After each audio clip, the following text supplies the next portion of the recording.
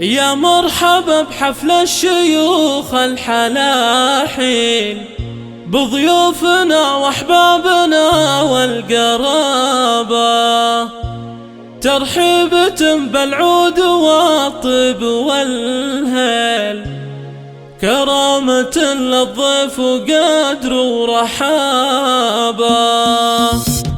يا مرحبا بحفل الشيوخ الحلاحين، بضيوفنا واحبابنا والقرابة، ترحيبة بالعود والطيب والهيل، كرامة للضيف وقدر ورحابة. حياكم الله يا قروم الرجاجيل، واللي حضر في حفلنا يا هلابة، في عرس حر بالفخر له مداهين، هذا علي رمز الوفا والمهابة. مبروك يا علي ونهج المواويل، جعل السعد ثالث ودوم حضابة. يا الشهم يلي لك معزة وتبجيل، رمز المراجل والسطر والصلابة، وابوك شيخ الطيب راعي المعامي، سعيد بن ظافر نعم بجنابه، قرم كريم وطيب مثل الهمالين، فزاع وشهم وذخر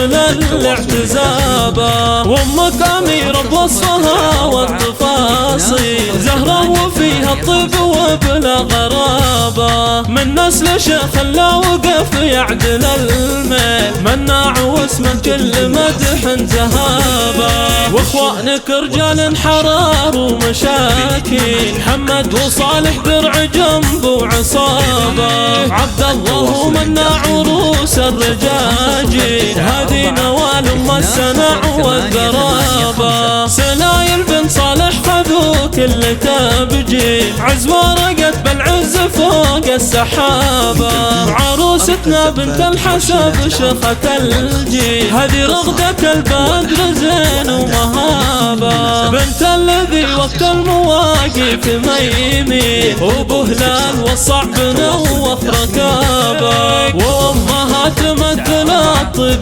تمثيل، علوه وكل العز تكتب كتابه. يسعدكم المولى بكل يوم وليل، عسى الفرح دايم ووافي نصابه.